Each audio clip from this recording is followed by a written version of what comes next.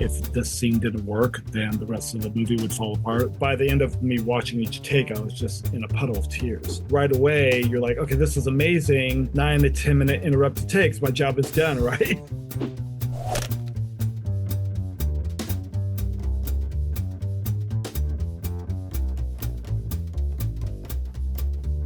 That scene in the ballroom, I mean, it's such a different, like, you have all this stuff going on with the musical numbers and everything, and then that's so quiet.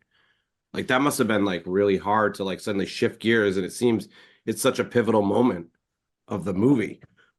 What was that like in the cutting room? Like, is that the hardest thing of the movie, or was it easier than these big numbers with all the VFX stuff?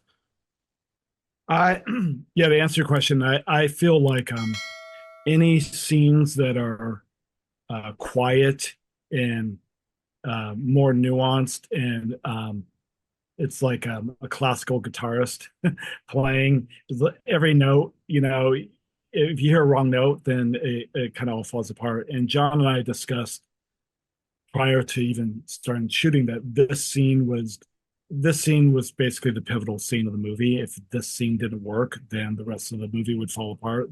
So it was a pretty major, even though it wasn't like a big action scene like the balloon chase or the monkey chase or these big musical numbers, it actually was more important than anything to get right.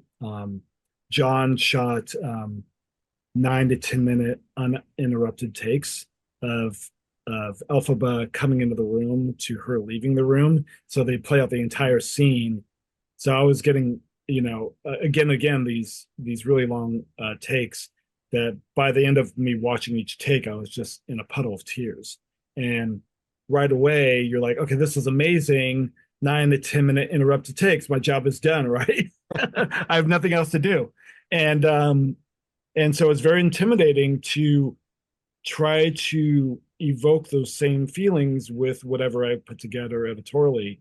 And I just knew that I had to use my heart and my gut to sort of help select the quote unquote gems of these long takes. And then with the pace to be really bold with it. And so it was a bit of an accordion trying to figure out what was too much and what wasn't enough. Um, but John and I both agreed like we can be bold, we can be uncomfortable, and it took a couple rounds of figuring that out with an audience. A lot of the performances there are from my original assembly, so I've got a lot of pride picking that stuff up right away from these long takes. This this device where Elphaba basically drowns out the rest of the Ozdust with the clapping of her hands was something that I came up with in my assembly because I just thought there'd be something else to sort of just get even more in her head that might be fun to play around with. And I like the idea of mixing point of views, even though it doesn't really make sense point of view wise, because some people are like underwater or like muted sound, and other people are like speaking perfectly good dialogue. But I just like the idea of just mixing point of view and just letting that, whatever the gestalt of all that, just build the emotion.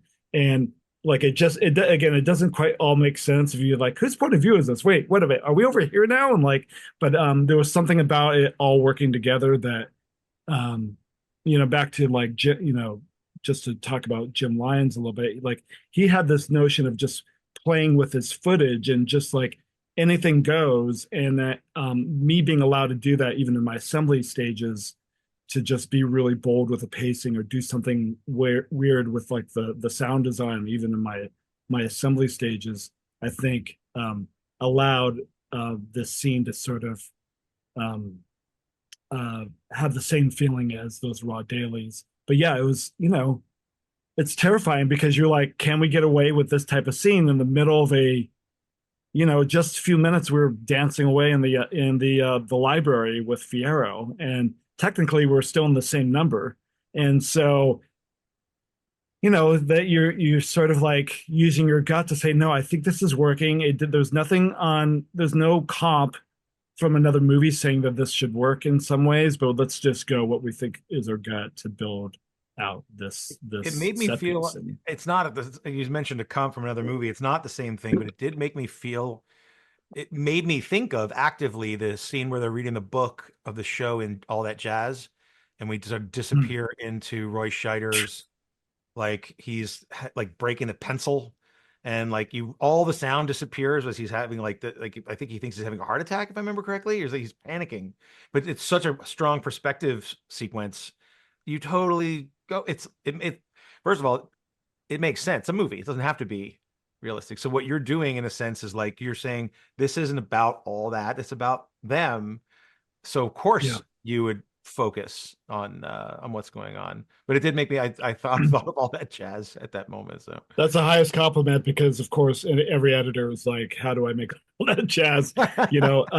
And again, like films like that. I was a fan of, as a kid, like The Music Man and Grease, and then when I was older, all that jazz just scared the shit out of me because I was like, "What's this movie?" Like I think my parents accidentally took me to that film when I was like 10 or something, oh boy. and I was like, "Oh my God."